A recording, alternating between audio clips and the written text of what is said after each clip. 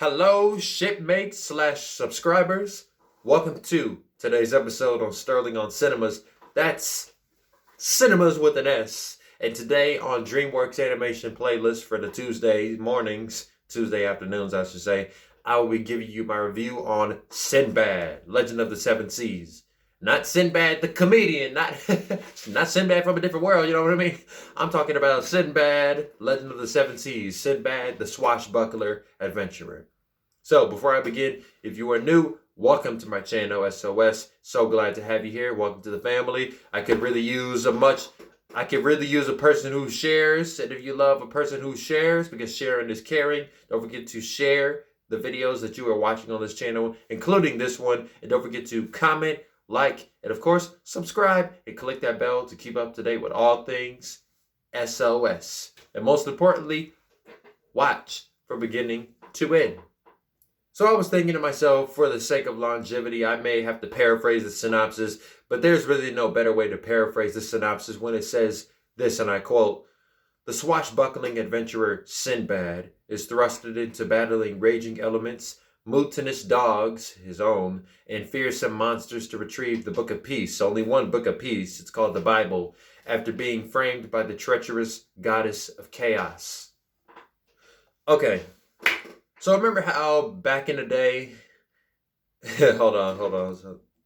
Not even back in the day, but you remember how in my review on The Road to El Dorado, I wish that I would never come across another DreamWorks film of this type of animation, despite how much of a dazzlement The Prince of Egypt was, just because of how much it did justice to the book of Exodus in the Bible, which I am very biased towards because I am a Christian. I love that story. I love Moses, I love Jesus, I love God, I love the supernatural adventures that each of these characters, each of his children have explored, including Moses. But you know how I was very in awe from The Prince of Egypt, but not so in awe with The Road to El Dorado. So going into Sinbad, I was kind of anxious that I would be seeing the same thing that I just saw with El Dorado, but a lot worse. Apparently, DreamWorks yet again delivers a top-notch story with the same tools that were used to give us those two narratives prior to now. And we know that only one of those did not work for me. I completely see Sinbad as being an underrated flick, which it is in my opinion now. It's very underrated, meaning I'm one of those people that really, really liked it. But if I was on par with this statement of it being very underrated, then I wouldn't have to bring it to your attention now, would I?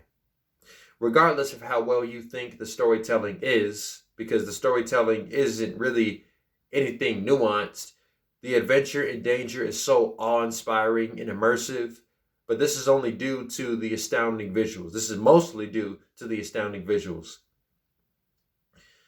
The film Sinbad was only released 5 years after The Prince of Egypt, and there's such a drastic spur of the moment. The graphics practically took the visuals that made The Prince of Egypt and The Road to El Dorado and dialed them up to 11. So all of those 3D inanimate objects or 3D images that you've seen, CG imagery, computer generated imagery, whatever you want to call it, all those CGI that you've seen in those two films, it looks so much better here than in those, with the ultra-realism within the mythical creatures.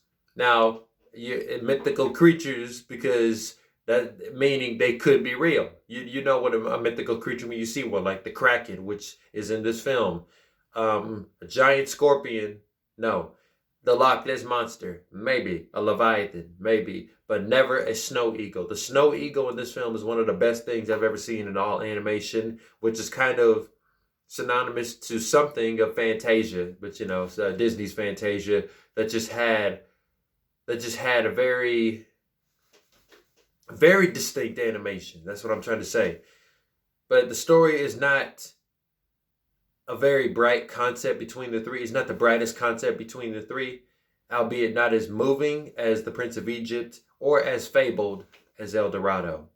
But the romance and the bromance is at the heart of it, and I feel that is adequate. That this is enough to at least make the story watchable, even if the action Even if the action always topples the narrative, even if the action always topples the plot itself, the whole plot of getting the Book of Peace so you can save a man who will potentially live either ways. The voice acting in the film is also pretty solid with Brad Pitt, Michelle Pfeiffer, and Allstate Band, but also the whatever the name of the actress is who voices Marina. And those sentimental moments with Sinbad and Marina help these characters to be what Tulio and Miguel could not be. Three-dimensionalized, complex, in-depth figures that are more than just cardboard cutouts that are pasted on the frames you are currently looking at in real time. Rotten Tomatoes gives it a 45% score. 45%. Of course it is. It's underrated. I underestimated DreamWorks Animation on this one for creating another effort at the 2D, 3D hybrid after the disappointment that was El Dorado. To me, at least. If you love El Dorado, that's you. Fortunately, the weakest link cannot stop the teamwork that makes the dreams work. Hence the title. So for that, I would give it a B plus, 8.8 out of 10. Being as good as Chicken Run, not better than Shrek, and not as good as The Prince of Egypt.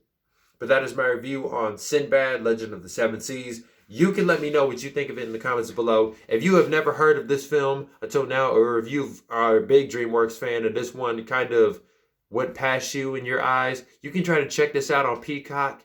See what you like. See what you think about it. Again, I highly recommend it for the action because the action is very great. The adventure is like one of the best some of the best adventuring I've ever seen in any animated film, any film, period. Like, this is probably coming close to Indiana Jones, in my opinion, as far as the adventure quality and the action, but definitely the visuals of the mythical creatures are the top notch for me.